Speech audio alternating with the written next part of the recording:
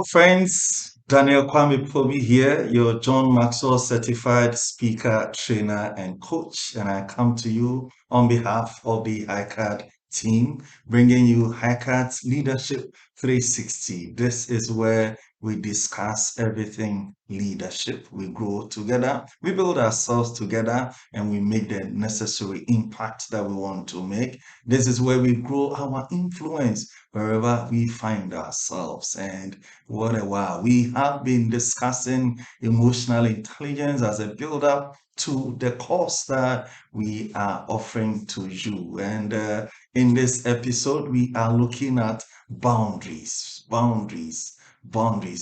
the key to self-management and control.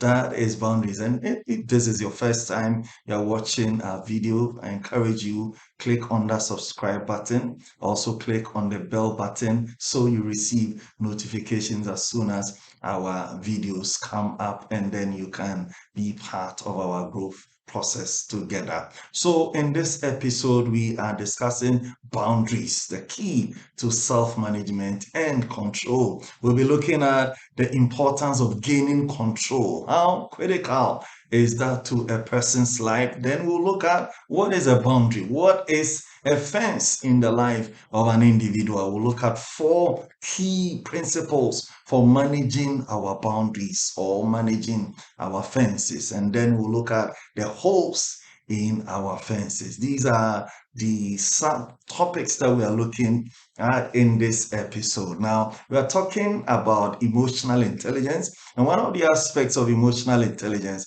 is self-management, your ability to hold yourself together, the ability to hold yourself in check, the ability to keep yourself and all those impulses that go on inside you, that you hold them in check. All those things that go on inside you, if you are going to let all of them out, I'm sure many of us will run away. But thanks be to God, we have the ability and the grace to self-manage and to keep ourselves under control, to keep those impulses under control. And in this episode, we are looking at one of those aspects, okay?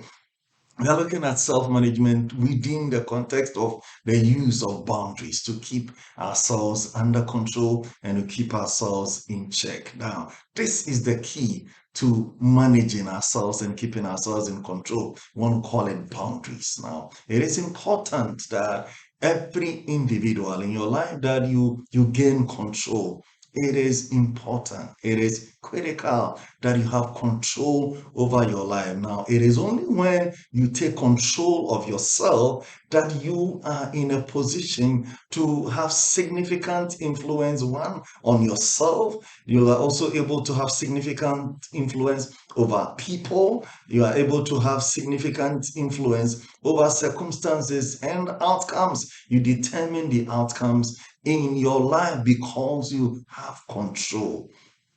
You're able to pick and choose what to do and what not to do, and you are the master of your ship. You remember that Invictus poem. You now have control over your soul. It is critical. There are individuals around us, and some of us have difficulty keeping our impulses in check. The feelings, the emotions that are inside of us, the thoughts that are coming from within. It is for some of us difficult to keep those impulses and those emotions in check. That is why you need to gain control. That is why you need to gain control. We learn this. We pick it right from childhood. Look, you don't wee anywhere. Excuse my language. You don't poo poo anywhere. And it's that training that helps to build. And it's that training that helps to develop you. Erickson and Co. did all that research that tells you that if that toilet training is not done very well at the beginning, you have difficulty when you have grown as an adult or when you have grown as an individual. And that is why, as quickly as possible, you want to gain that control. Because it is when you have that control, then you have influence over your life, then you have influence on other people. You're able to have that influence on circumstances and situations of your life. Then you are not a victim, all right? You don't just fall victim to the currents and the vicissitudes of life, and as they come against you, that you can't do anything about it. You need to gain control. Well, you don't say that, oh, as for me, when this thing happens, I lose control. If you excuse yourself, you accuse yourself. So you don't say that about yourself as if you're patting yourself in the back that, oh, as for me, when my temper comes, when I'm angry, I lose control. And then I do things that I don't want to do. See, you need to gain control. There are places you won't do some things because you know that it will not be acceptable. Why do you do them in other places? Because you feel lax about it, and you let go, you let down your guard, and you just flow. But we are talking about self-management.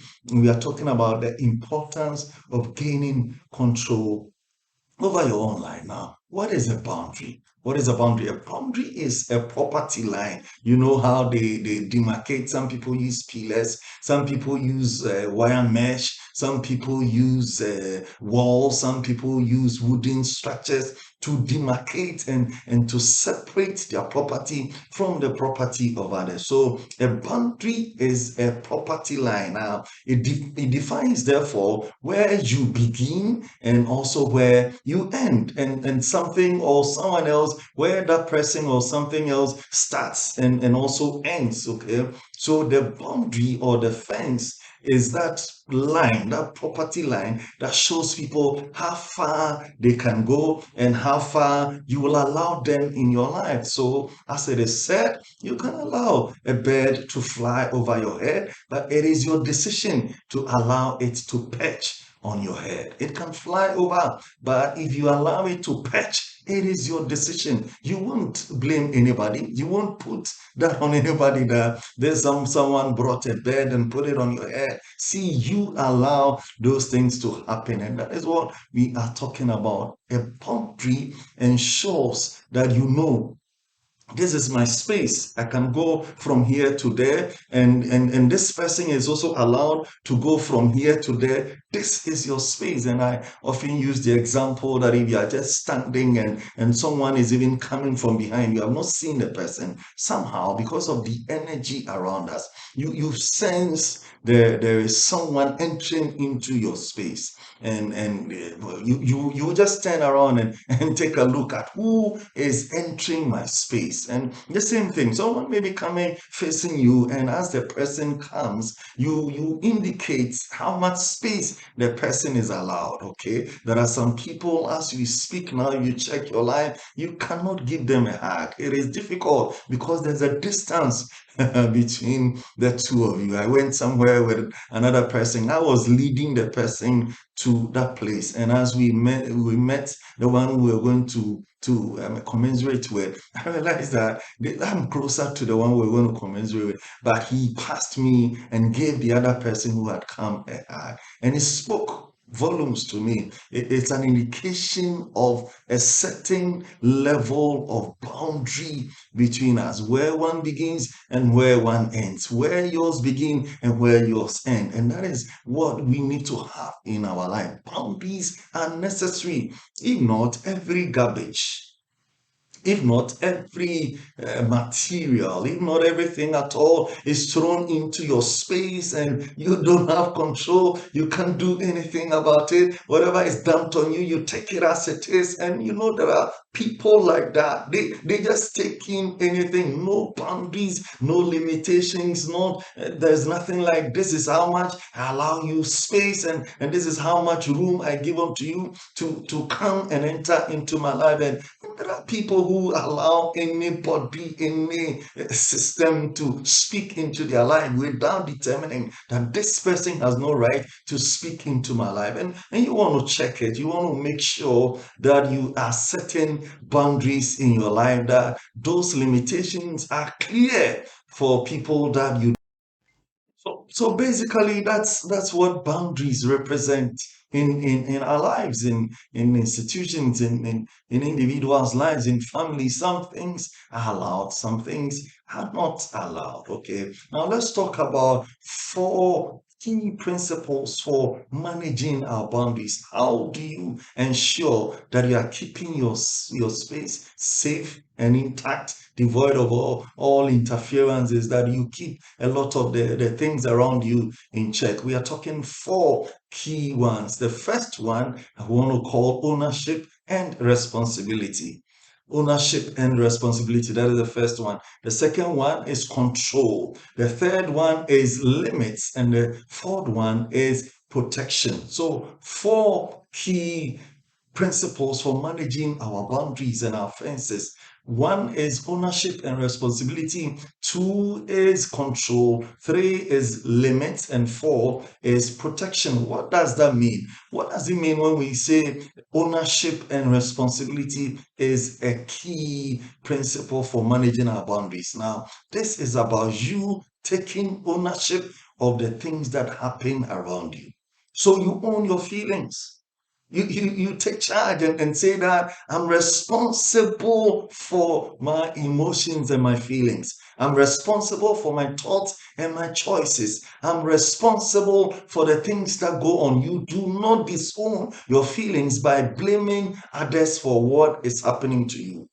You have a choice. You choose to feel the way you are feeling. You chose to respond the way you responded. You don't blame other people. That is what we're talking about, ownership and the responsibility. You take ownership and responsibility. Now, you own, therefore, the consequences of the choices that you make, the decisions that you make, the actions that you take. Any behavior comes with a certain consequence. Any choice, as they call it in economics, there's opportunity cost. So once you make a decision, you are choosing one against the other or other options, and it comes with some repercussions or some consequence, positive or negative, whatever it is. You just want to take responsibility for that consequence that comes as a result of the choices that you have. You don't blame it on other people.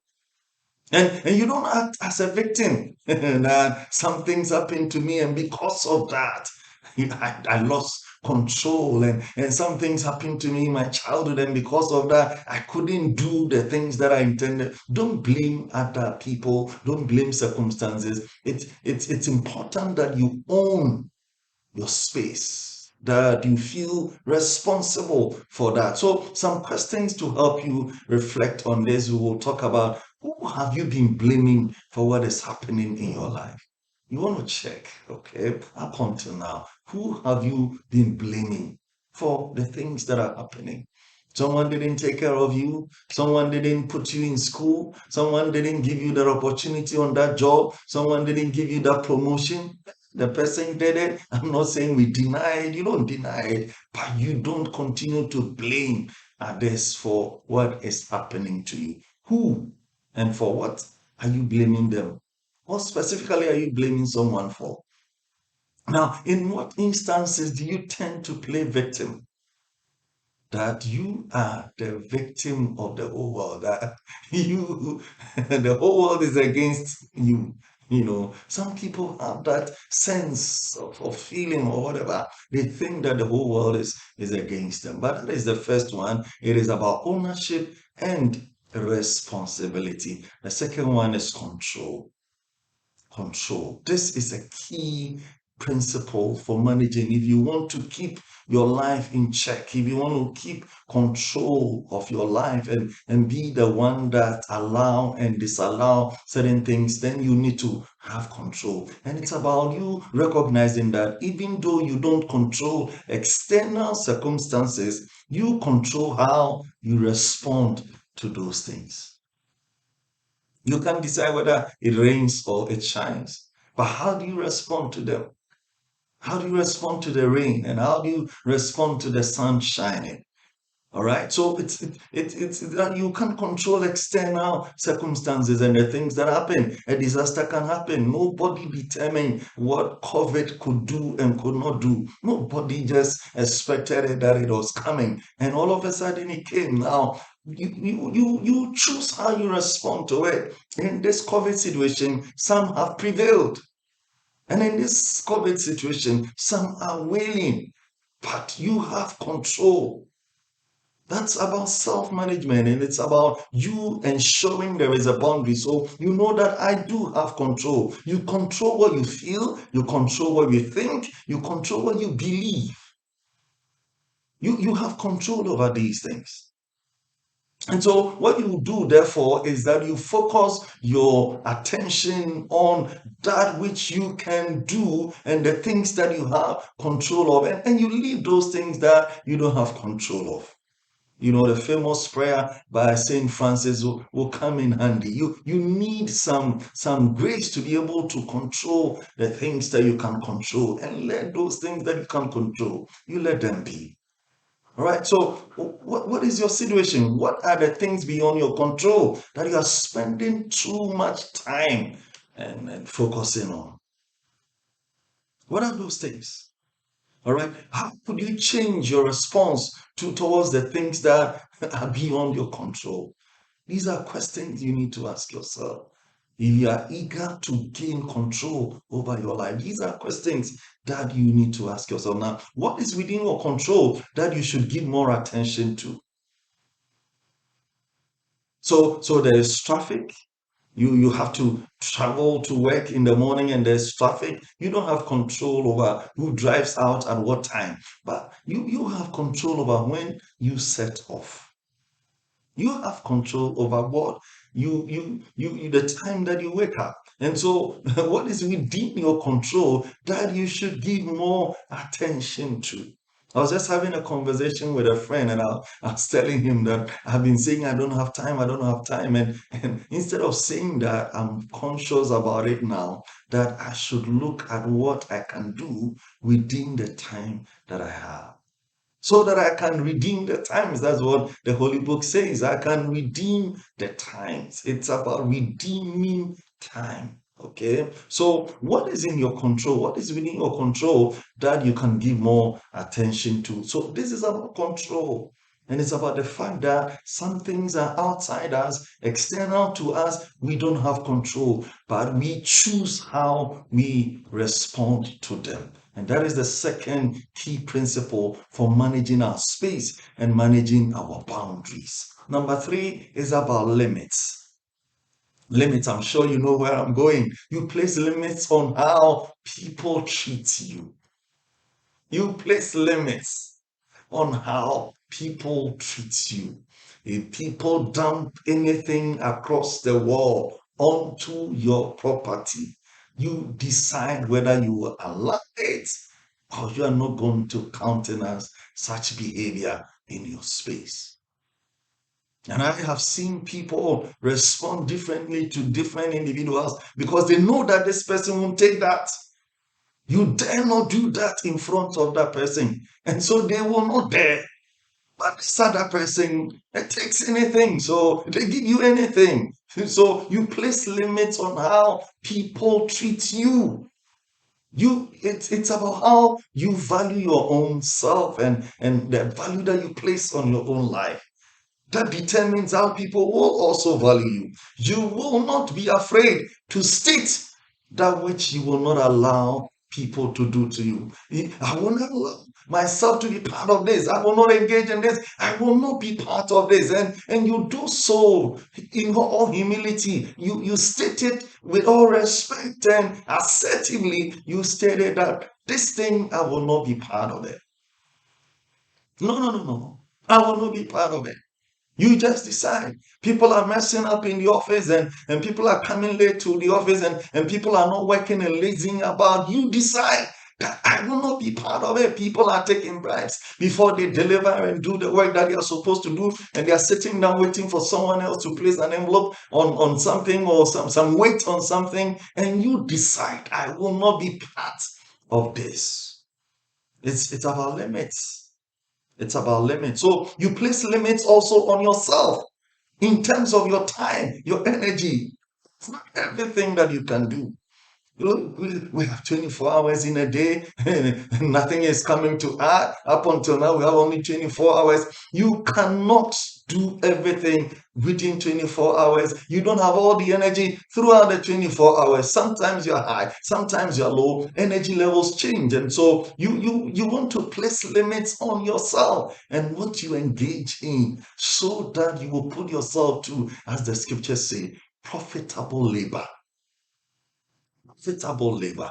So you place limits. It's about your boundaries. You're gaining control over your life and having the audacity to determine what you allow in and what you allow out. There are limits to everything. Some people allow anything at all to be dumped on them, but you can choose because many of these people they take in and then go crying.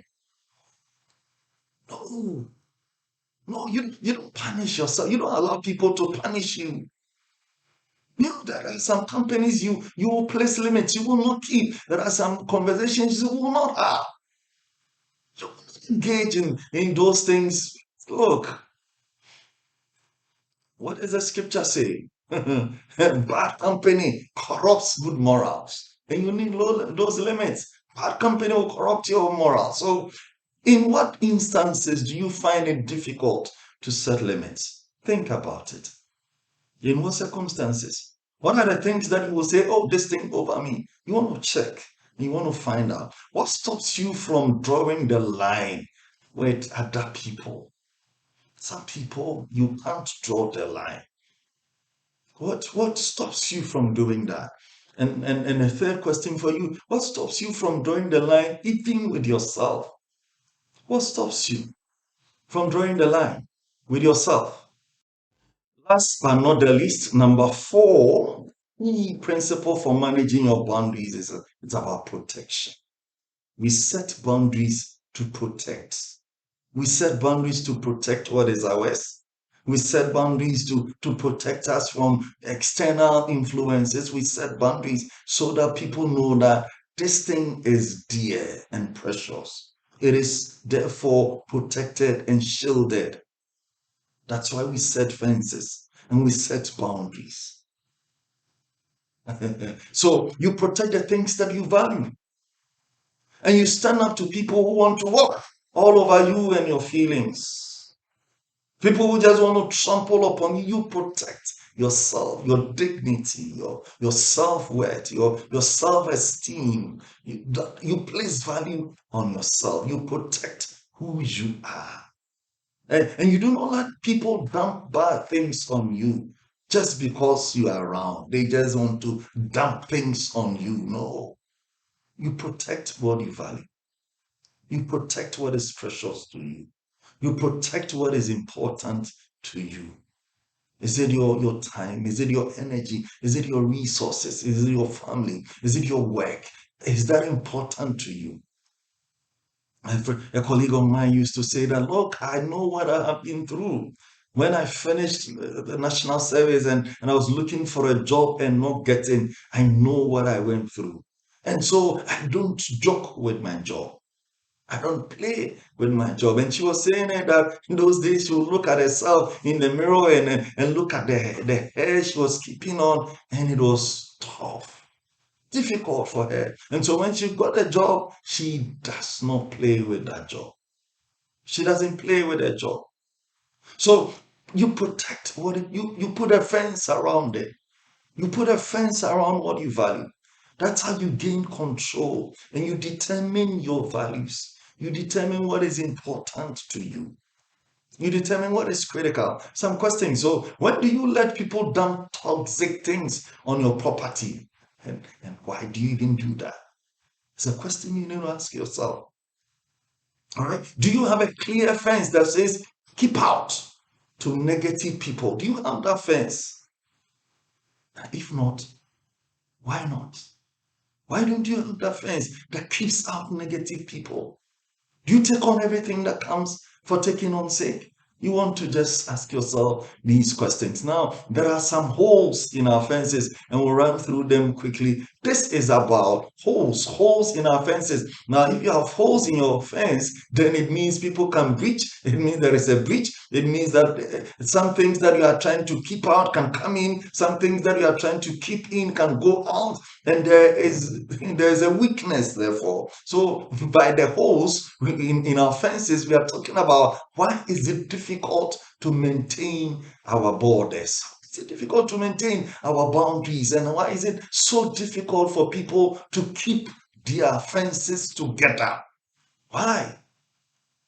And these are some reasons. I'll just share with you about 12 of them. Number one is the need for security. They want to, someone to put a covering on them and say that you are protected. Number two is the need for approval. You just want people's approval. And so whatever they do to you, you keep quiet and take it in.